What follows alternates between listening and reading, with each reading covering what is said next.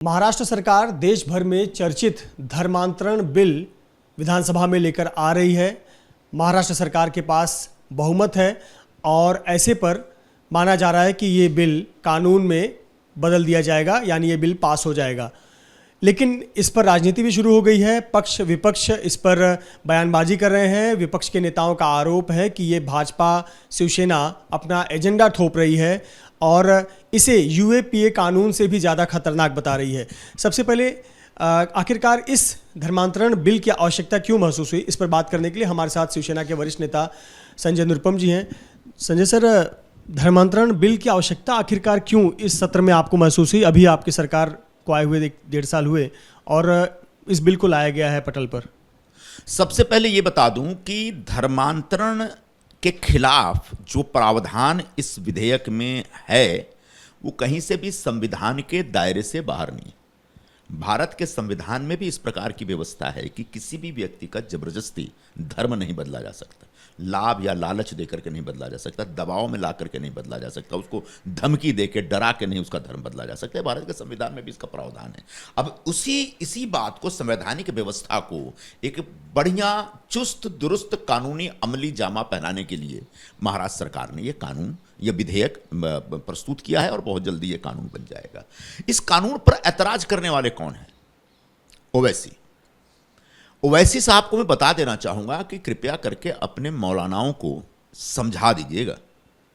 अगर उन्होंने जबरदस्ती दबाव में डाल के, किसी प्रकार का लालच देके या धमका करके किसी भी व्यक्ति का धर्म बदला तो मिनिमम 7 साल की सजा है। और अगर वो धर्म जिसका बदल रहे हैं, अगर वो बच्चा है या महिला है या मानसिक रूप से कमजोर है तो उसके लिए 10 साल की सजा है। अब आपने सवाल ये पूछा कि भाई आज क्यों जरूरत पड़ी? ये देख रहे हैं आप जिस तरह से लव जिहाद हमारे देश में हो रहा है और बड़े पैमाने पर इस प्रकार की घटनाएं घट रही हैं। प्यार के नाम पर हिंदू लड़कियों को पटाना और उसके बाद शादी के नाम पर उससे धर्म बदलवाना। हो सकता है कुछ लड़कियां स्वतः धर्म बदल रही हों, उस पर ऐतराज नहीं हो सकता आपको, लेकिन बहुत सारी लड़कियां बाहर निकल के आती हैं कि जिनसे उनने शादी किया, जिससे मोहब्बत किया, उसके परिवार वालों ने डरा के, धमका के और उनकी मजहब का वास्ता दे करके उनका धर्म बदला है। यह इस कानून के दायरे में यह गुनाह आएगा। और ऐसे गुनाहगारों को पकड़ने के लिए और पूरे महाराष्ट्र को जो हरा रंग में बदलने का जो ख्वाब देख रहे हैं, ऐसे हरा रंग बदलने वालों के मंसूबों को रोकने के लिए यह बिल लाया गया है। आज आपने पूछा कि यह मौजू क्यों है? इसका मौजू होने का कारण यह है कि जैसे ही मुमरा में एमआईएम जीत के आती है, जोर से हंगामा किया जाता है कि पूरा मुमरा हरा कर देंगे। जब हमने विरोध किया तो एमआईएम का एक नेता निकल के आता है, मुमरा क्यों, पूरे महाराष्ट्र को हम हरा कर देंगे। महाराष्ट्र भगवा था, भगवा है, भगवा ही रहेगा। और जिन लोगों के मन में अगर ऐसा कोई मंसूबा है हरा करने का, उनके सारे मंसूबों को तोड़ दिया जाएगा इस कानून के माध्यम से।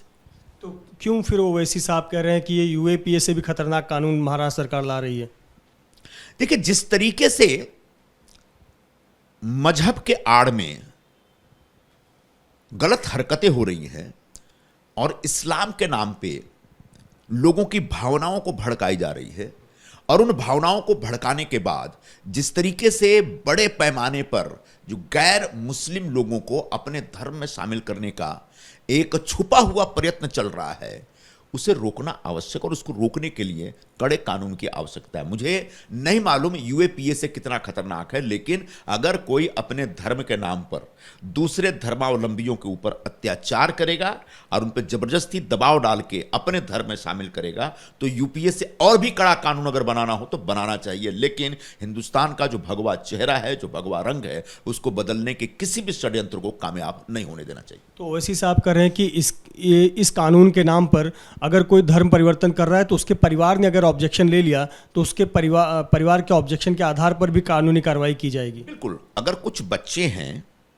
कुछ बच्चों का धर्म परिवर्तन किया जा रहा है जो बहुत मैच्योर्ड नहीं है, कुछ महिलाएं हैं जो भावावेश में आकर के धर्म परिवर्तन कर रही हैं और उनके अंदर मैच्योरिटी की कमी है, तो निश्चित तौर पर ऐसे वक्त पे उनके परिवार वालों की जो भूमिका है वो महत्वपूर्ण हो जाती है। अगर कोई होशो हवास में खुशी खुशी कोई दूसरा धर्म स्वीकार करता है तो उस पर कोई ऐतराज नहीं होना चाहिए, संविधान भी कहता है। लेकिन अगर कोई होशो हवास में नहीं है, अगर कोई वयस्क नहीं है, अगर कोई मैच्योर्ड नहीं है, और अगर उसका धर्म बदलने का कोई षड्यंत्र रचा जाता है, उस पर दबाव डाला जाता है, उसको भावनाओं में बहकाया जाता है, तो निश्चित तौर पर इस पर ऐतराज होगा। और इसी ऐतराज को एक पुख्ता रूप देने के लिए यह कानून बनाया जा रहा है। ओवैसी साहब ये भी कह रहे हैं कि ये इस राज्य में लाया जा रहा है, महाराष्ट्र राज्य में, जहां पर बाबा साहब आम्बेडकर ने खुद हिंदू धर्म छोड़कर बौद्ध धर्म अपने लाखों अनुयायियों के साथ में अपनाया था। ओवैसी से मैं कहना चाहूंगा कि अपने धर्म के अंतर विरोधों को बचाने और छुपाने के लिए कम से कम परम पूज्य डॉक्टर बाबा साहब अम्बेडकर को सामने न लाएं। जब बाबा साहब अम्बेडकर ने हिंदू धर्म की कुरीतियों के खिलाफ विद्रोह किया और जब वो धर्म बदलना चाहते थे, तो उनके सामने एक ऑप्शन इस्लाम धर्म स्वीकार करने का था, उनके सामने एक ऑप्शन क्रिश्चियनिटी स्वीकार करने का था।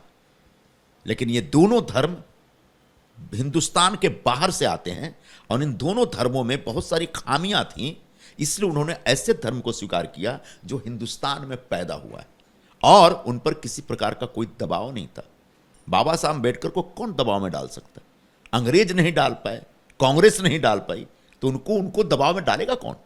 तो उन्होंने स्वतः अपने पूरी एक पढ़े लिखे विद्वान व्यक्ति थे और उन्होंने अपने समाज से अपील की कि चलो हम बुद्ध धर्म स्वीकार करते हैं। और इसी तरह से कभी अशोका ने भी, बहुत बड़े प्रतापी राजा थे, सम्राट अशोक ने भी बुद्ध धर्म स्वीकार किया था। तो ऐसे कोई अपना धर्म स्वतः खुशी खुशी बदलता है, इस पर इस देश में कभी किसी को कोई ऐतराज नहीं रहा। लेकिन जबरदस्ती धमकी देके, दबाव डाल के, पैसे का, खाने का लालच देके, मिशनरियों से लेकर के जो मौलाना लोग जो धर्म परिवर्तन कराते रहे हैं, उसके खिलाफ एक कानून है। इसमें एक प्रावधान ये भी है कि अगर कोई धर्म बदलता है तो उसे जो जातिगत आरक्षण के लाभ होते हैं या अन्य लाभ दिए जाते हैं, वो लाभ भी अब नहीं मिलेगा। तो क्या ये लगाम लगाने के लिए इस प्रकार के क्लॉज डाले गए हैं? देखिए, जाति व्यवस्था बुनियादी तौर पर हिंदू धर्म में है और ये एक बुराई भी है और इसके लाभ भी हैं लोगों को। लेकिन क्रिश्चियनिटी में कोई जाति व्यवस्था ही नहीं है, इस्लाम में कोई जाति व्यवस्था ही नहीं। उसमें इस्लाम में कौन ब्राह्मण है? कोई बताया जरा मुझे। इस्लाम में किसको ब्राह्मण मानते हैं, किसको शूद्र मानते हैं आप? हमारे यहां 4 वर्ण व्यवस्था है। तो आपने यहां की वर्ण व्यवस्था से अगर तंग आकर के उसके विद्रोह करते हुए अगर आप दूसरे धर्म में जाते हैं, तो निश्चित तौर पर वो जातिगत व्यवस्था का फायदा, लाभ दूसरे धर्म में जाने वालों को नहीं मिलना चाहिए। यह तब भी उठा था जब बाबा साहब अम्बेडकर ने बुद्ध धर्म स्वीकार किया था। तब महाराष्ट्र के दलित समाज के लोगों ने, महार समाज के लोगों ने एक अपील की और तब उनकी भावनाओं का कदर करते हुए यह स्वीकार किया गया कि ठीक है, ये पिछड़े वर्ग के थे तो इनको वो लाभ मिलना चाहिए। लेकिन बड़ा सवाल यह है, बुद्ध धर्म में कोई जाति व्यवस्था है ही नहीं। तो जब जाति व्यवस्था नहीं है और जाति व्यवस्था से, हिंदू समाज की जाति व्यवस्था से तंग आकर के आप दूसरे धर्म में गए हैं, तो फिर वहां तो हिंदू धर्म की जाति व्यवस्था की स्थापना आप दूसरे धर्म में क्यों कर रहे हैं? महज लाभ उठाने के लिए। तो ये एक विषय है। मैं महाराष्ट्र के बुद्धिस्टों को जो आरक्षण मिला है उसके खिलाफ नहीं हूं, लेकिन यह उस समय भी चर्चा का विषय था और आज भी यह चर्चा का विषय रहेगा और आगे भी चर्चा का विषय रहेगा, क्योंकि ज्यादातर लोग जो एक हिंदू धर्म में जो वर्ण व्यवस्था की कुरीतियां हैं, उन कुरीतियों से तंग आकर के, परेशान होकर के दूसरे धर्म में जाते हैं। तो फिर उन कुरीतियों को आप अपने धर्म में क्यों लेके आ रहे हैं? यह सवाल है। बहुत बहुत धन्यवाद हमसे बात करने के लिए संजय निरुपम, जिनका कहना है कि ये बहुत आवश्यकता थी इस धर्मांतरण कानून को लाने की, बिल को लाने की, और अगर आवश्यकता हो तो इससे भी कठोर कानून लाया जाए जिसका वो समर्थन करते हैं। कैमरामैन आसिफ खान के साथ मृत्युंजय सिंह, ABP न्यूज़, मुंबई।